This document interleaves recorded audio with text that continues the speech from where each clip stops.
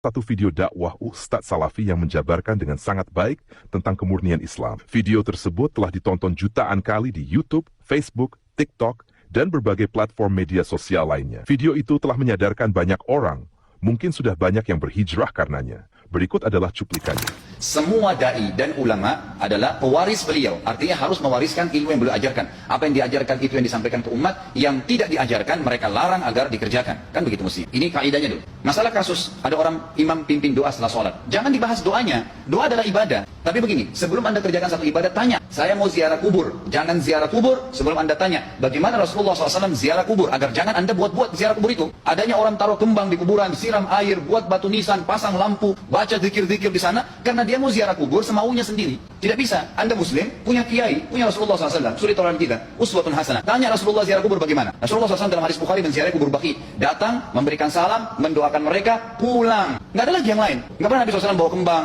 siram kuburan karena sudah kering. Padahal Madinah panas 50 derajat, pecah-pecah tanahnya. Ada istilah di Indonesia kalau tanahnya pecah, kesian lagi diazab di bawah, kasih air, kasih kembang biar wangi, biar ditaruh kembang yang paling mahal. Kalau memang dia animasi tetap disiksa di bawah gitu kan. Jadi nggak bisa itu patokannya. Mau sholat, jangan pernah sholat dulu. Tanya Rasulullah sholat bagaimana, belajar 5 menit bisa. Oh rukunya begini, sujudnya begini, sama. Baru Allah terima. Tujuan Nabi SAW diutus untuk apa? Untuk dicontohi, diciplak hidupnya. Tapi kalau kita mau ikat antara sebuah ibadah dengan ibadah yang lain, tanya dulu. Rasulullah pernah ikat nggak? Pernah pertemukan nggak? Ziarah kubur dengan baca Quran. Ziarah kubur ibadah, baca Quran ibadah. Pernah nggak Nabi baca Quran di kuburan? Itu tanya. Nggak ada riwayat Nabi SAW pernah baca Al-Fatihah untuk orang mati atau baca di ayat Al-Quran. Datangkan dalilnya coba. Nggak ada satu hadis pun menjelaskan masalah itu. Lalu kenapa anda buat? Oh karena saya mau buat ibadah. Baik, ibadah yang Nabi ajarin. Salam, doain, selesai. Jangan lebih daripada itu. Habis sholat, memang paket yang Nabi tawarkan, yang beliau selalu kerjakan adalah zikir. Setelah sholat, dengan zikir sholat yang sudah masyhur, istighfar, kemudian baca Allah mantas salam, sampai membaca ayat kursi, al-ikhlas, al-falaq, an-nas, baca subhanallah, alhamdulillah, Allah akbar 33 kali, sampai terakhir dibaca, digenapkan la ilaha illallah wahdahu la syarika. Selesai itu semua hadis Nabi SAW menjelaskan setelah sholat, Rasulullah SAW langsung berdiri. Memang beliau tidak pernah berdoa habis sholat waktu itu. Memang begitu. Bukan doanya yang jadi masalah, bukan. Karena Rasulullah tidak kerjakan, jadi kita tidak kerjakan. Saya tekankan dalam pengajian saya, kalau anda punya hajat berdoa, berdoalah setelah sholat ba'diyah. Insya Allah aman. Karena sudah lepas dari paket yang Nabi tentukan. Selama Rasulullah SAW sudah mencontohkan dan memerintahkan sebuah perbuatan, ditentukan tempatnya, jumlahnya, waktunya, jangan pernah dilanggar. Habis sholat bacalah subhanallah 33. Alhamdulillah, Allah akbar. Jangan anda bilang saya bisa baca 100. Doa Rasulullah suruh 33 kok. Ditentukan, jangan lebih pintar. Nanti setelah sholat, jangan ikutkan dengan paket rangkaian sholat ini. Di luar waktu sholat anda membaca 100, silahkan. Karena nggak ada penekanan di situ. Kalau ada penekanan waktu, tempat, dan jumlah, jangan dibantah.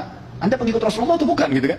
Harus jadi jelas. Yang membuat umat ini di Indonesia juga jadi masalah sekarang karena mau buat sendiri. Semaunya sendiri. Kenapa akhi, kenapa Pak Kiai, kenapa Habib, kenapa Ustadz, kenapa buat ini? Bukankah Rasulullah tidak mencontohkan? Oh nggak apa-apa, ini kan baik. Loh, kalau semua orang berkata seperti anda, apa yang tertinggal dari agama kita? Kira-kira apa lagi yang tertinggal? Nggak ada kemurnian agama karena semua orang mau buat semaunya. Gitu kan? Semaunya sendiri. Pindah rumah, baca berzanji. Apa itu bersejarah Nabi? Kenapa baca berzanji saudaraku? Rasulullah waktu pindah rumah pernah baca-baca gitu nggak? Nggak pernah. Kenapa dibuat? Anda muslim bukan? Muslim. Ya saya harus ikuti. Kalau tidak akan terus ini mengakar nih. Anda buat satu bid'ah sekarang. Bid'ah itu lawannya sunnah. Anak anda akan buat 10 bid'ah. Cucunya akan buat 100 bid'ah. Akan banyak bid'ah merakar di masyarakat. Dan agama akan ditinggalkan. Kemurnian sunnah akan hilang. Gitu kan? Ini bahaya. Ingat, Nabi SAW mengatakan kepada kita dengan hadis yang sangat jelas. Hadis sahih riwayat Imam Ahmad bunyinya begini. Nabi nggak pernah rayakan hari lahirnya. Jangan dirayain. Selesai.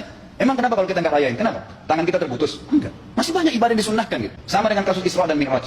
Kejadian besar dalam Islam. Tapi anda boleh kembali kepada semua buku sirah. Saya tantang semua buku sirah anda kembali. Insya Allah yang berpegang pada Al-Quran dan Sunnah. Memang ada dasar wahyunya. Maka semua akan menjelaskan. Nabi SAW setelah pulang dari Isra dan Mi'raj tidak pernah mengumpulkan sahabat-sahabat untuk merayakannya setiap tahun. Tidak pernah. Boleh dipelajari iya, setiap hari. Tapi ditentukan tanggalnya lalu dibuat acara. Tidak pernah Nabi SAW buat itu. Kalau anda mau tetap buat ya silahkan. Itu hak terserah. Tapi saya ngajak kepada anda kembali kepada kemurnian ajaran Nabi SAW. Kita tidak akan pernah kembali. Kata Syekh Utsaimin rahimahullah. Umat Islam ini akan kembali kepada kejayaan mereka.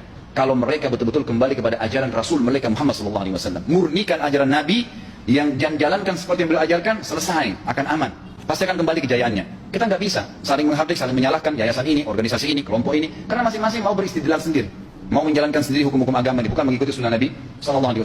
Video sejelas ini, kalau masih ada yang menolak kemurnian Islam, mungkin memang hatinya yang sudah rusak. Dikira ibadah itu bisa seenaknya sendiri. Sungguh miris melihat orang-orang seperti itu. Semoga saja mereka menerima hidayah dari sunnah yang murni ini. Demikian video kita kali ini, semoga bermanfaat. Wassalamualaikum warahmatullahi wabarakatuh.